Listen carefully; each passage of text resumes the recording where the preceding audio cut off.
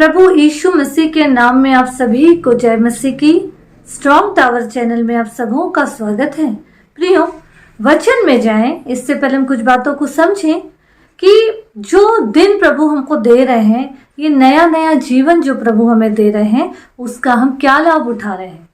क्योंकि वचन में तो क्लियर लिखा हुआ है कि अवसर को बहुमूल्य समझो, क्योंकि दिन बुरे हैं। क्योंकि हमको परमेश्वर के प्रेम का गलत फायदा नहीं उठाना है। अगर हम प्रभु को ठट्ठे में उड़ाएंगे तो जाहिर सी बात है परमेश्वर भी हमारा ठट्ठा उड़ाएंगे। अगर हम वचन से देखें तो वचन में क्या लिखा है, अगर हम इफिसी 4 अध्याय उसका 17 पद से पढ़ेंगे तो वहां क्या लिखा है कि इसलिए मैं ये कहता हूँ और प्रभु में जताए देता हूँ कि जैसे अन्य जाति लोग अपने मन की अनर्थ रीति पर चलते हैं, तुम अब से फिर ऐसे ना चलो, क्योंकि उनकी बुद्धि अंधेरी हो गई है और उस अज्ञानता के कारण जो उनमें है और उनके मन की कठोरता के कारण वे परमेश्वर के जीवन से अलग किए हुए हैं। परमेश्वर ने अपने लोगों को अलग करके रखे हैं, जिन लोगों से उन लोगों के साथ कंपेयरिंग नहीं करना है, उनकी सी चाल हमको नहीं चलना है। वचन क्या कह रहा है 18 पद में, क्योंकि उनकी बुद्धि अंधेरी हो गई है, क्योंकि वो अंधकार में चल रहे हैं। हम ज्योति के संतान हैं, हमको ये समझना है। और उनके मन की कठोरता के कारण वे परमेश्वर के जीवन से अलग किए हुए हैं। तो क्या हम भी ये चाहते हैं प्रभु खुद के जीवन से, खुद से हम लोगों को अलग कर दें क्या? अगर ऐसा नहीं है तो हमको परमेश्वर के साथ अपने रिश्ते को मजबूत करना पड़ेगा। आगे अगर वचन में हम 19 पद में देखेंगे तो लिखा है, और वे सुन्न होकर लुचपन में लग गए हैं कि सब प्रकार के गंदे काम लालसा से किया करें, पर तुमने मसीह की ऐसी शिक्षा नहीं पाई। मतलब कि कितना भी आज इसीलिए कंपेयरिंग किया जा रहा है क्योंकि वो लोग जो प्रभु से अलग किए हुए हैं, जिनको कितना भी बताया जाए, कितना भी समझाया जाए, पर वो वही काम करेंगे जो उनके मन को अच्छा लगता है, जो उनको भाता है। पर वचन यहाँ हमसे क्या बोल रहा है, पर तुमने मसीह की ऐसी शिक्षा नहीं पाई है कि तुम भी सुन्न होके बिल्कुल उसी काम में लग गए, संसारिक बातों में, शारीरिक बातों में। क्यों लिखा है 20 पद में, पर तुमने मसीह की ऐसी शिक्षा नहीं पाई। 21 पद में लिखा है, वरन तुमने सचमुच उसी की सुनी और जैसा यीशु में सत्य है उसी में सिखाए भी गए। तो प्रियो, ये वचन को हमको झुठलाना नहीं है। प्रभु हमसे प्रेम करता है, प्रभु ने हमसे प्यार किया है, इसलिए परमेश्वर ने हमको ये नया जीवन दिए हैं। ये नया जीवन हमको प्रभु ने इसलिए दिए हैं कि हम परमेश्वर के वचन को, जिस वचन को उन्होंने यहाँ लिखा हुआ है, परमेश्वर के दासों के माध्यम से जो वचन परमेश्वर ने हम तक पहुंचाए, हमारे ऊपर, हम मानव जाति के ऊपर परमेश्वर घमंड करते हैं, इसलिए वो ऐसी ऐसी बातों को बोल रहे हैं, सिखा रहे हैं। क्यों? हम अंधकार के संतान नहीं हैं कि संसार की बातों में, गंदगी में उलझ जाएं, पर अपने जीवन को हमको समेटना है, सुधारना है। आगे अगर हम पढ़ेंगे तो उधर क्या लिखा कि पुराने मनुष्य को, पुराने विचारधारा को, पुरानी चाल चलन को, पुरानी बातों को अपने जीवन से अलग करके हर दिन हमको नया बनते जाना है। 25 पद से अगर हम देखेंगे तो वहां क्या लिखा है, इस कारण झूठ बोलना छोड़कर हरेक अपने पड़ोसी से सच बोले, क्योंकि हम आपस में एक दूसरे के अंग हैं। मतलब आज अगर हमारा शरीर, चाहे सर से लेके पैरों तक, अगर कहीं भी कोई नुकसान होता है, चोट लगती है, तो पूरा शरीर उस चीज को फेस करता है, दर्द को महसूस करता है, अच्छा बुरा महसूस करता है। आगे लिखा है, अपने पड़ोसी से, मतलब हमारा पड़ोसी कौन है? हर एक, जो हम चाहे घर के अंदर जितने सदस्य रह रहे हो, हमारे आसपास, हमारे रिश्ते नाते, अड़ोसी पड़ोसी जो मोहल्ले में रहते हैं, सब हमारे पड़ोसी हैं। जिन जिन से हम मिलते हैं वो हमारा पड़ोसी हुआ। तो हमको सोच समझ के बात करना है, झूठ का सहारा नहीं लेना है, क्योंकि झूठ बोलने वाला शैतान की संतान है। 27 कहता है, और शैतान को अवसर ना दो, क्योंकि चोरी करने वाला फिर चोरी ना करे, वरन भले काम करने में अपने हाथों से परिश्रम करे, इसलिए कि जिसे प्रयोजन हो उसे देने को उसके पास कुछ हो। अगर कोई चोरी कर रहा है तो अपनी चोरी का माल अपने ही पास रखेगा।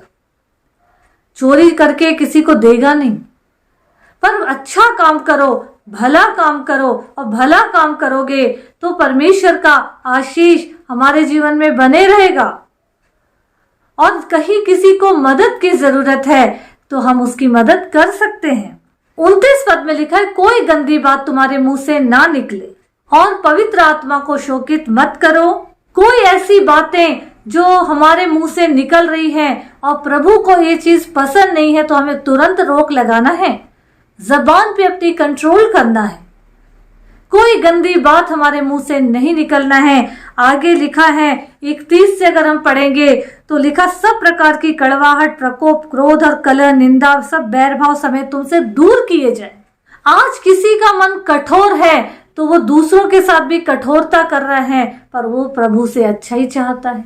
आज इंसान वही पल को जी रहा है, जैसे 50 साल पहले था आज भी वैसे ही है, जैसे 20 साल पहले था आज भी वैसे ही है, 10 साल पहले जैसे थे आज भी वैसे ही है, और हम वैसे ही आशीष को पा रहे हैं। आगे लिखा है 32 में, और एक दूसरे पर कृपालु करुणामय हो, और जैसे परमेश्वर ने मसीह में तुम्हारे अपराध क्षमा किए वैसे तुम भी एक दूसरे के अपराध क्षमा करो। हम दुआ में बोलते हैं, हे हमारे पिता तू जो स्वर्ग में है तेरा नाम पवित्र माना जाए।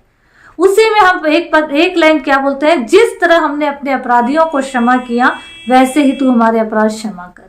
पर वचन यहाँ क्या बोल रहा है कि हमको एक दूसरे के अपराध क्षमा करना है। सिर्फ मुंह से बोलना नहीं है, उस पल को करना है, उस शब्द को पूरा करना है। अगर हम किसी पे दया कर रहे हैं, कृपा कर रहे हैं, तो हमारे ऊपर भी वही होगा। हम किसी के अपराधों को, गलतियों को क्षमा कर रहे हैं तो हमारी भी क्षमा होगी। हम नहीं बोल रहे, वचन कहता है ये वचन परमेश्वर की प्रेरणा से रचा गया है प्रिय। तो सब बातों का एक ही सार है कि परमेश्वर ने जो जीवन हमें दिए हैं, इसको हमको बेफिजूल की बातें जो संसार की है, शारीरिक है, उन बातों से अपने आप को अलग करना है। ये जीवन जो प्रभु हमें दे रहे हैं, इसका जायज फायदा उठाइए, अवसर को बहुमूल्य समझें, पवित्र आत्मा को शोकित ना करें। अगर एक बार हमारे जिंदगी से पवित्र आत्मा चला गया तो याद रखिए, अभी जो हम जिंदगी जी रहे हैं तो हमारे जीवन में कई कलह, परेशानी, दिक्कत, बीमारियां या कई तरह की परेशानी, समस्या, विपत्ति आ सकती है, क्योंकि हम सोचते हैं कि जैसे हम हैं परमेश्वर भी वैसे ही हैं। लेकिन नहीं प्रियो, परमेश्वर जिस दिन अलग अलग सब दिखाएंगे उस दिन हमको समझ में आएगा।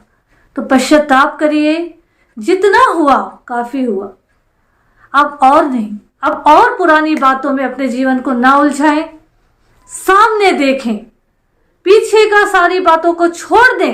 एक बात हम ध्यान रखें कि हर इंसान गुनहगार है, और जो बात हमारी जो पिछली जिंदगी है या जो पिछला गुजर चुका है, जो बार बार शैतान सामने लाकर हमें उलझाता है, रोकता है, डराने की कोशिश करता है, लेकिन अगर परमेश्वर के हाथों में हमारी जिंदगी है तो याद रखिए, शैतान की कितनी भी चालें हो, हमारी जीवन को रोक नहीं सकता। तो इसीलिए प्रभु ने हमको जो नया जीवन दिए हैं उसका जायज फायदा उठाइए और प्रभु के कार्य को करिए, सुसमाचार प्रचार करिए, उन लोगों तक वचनों को फैलाइए जिन तक प्रभु का वचन नहीं पहुंचा। हमको ये समझना है, आज जो जीवन दिए हैं वो बहुत कीमती है।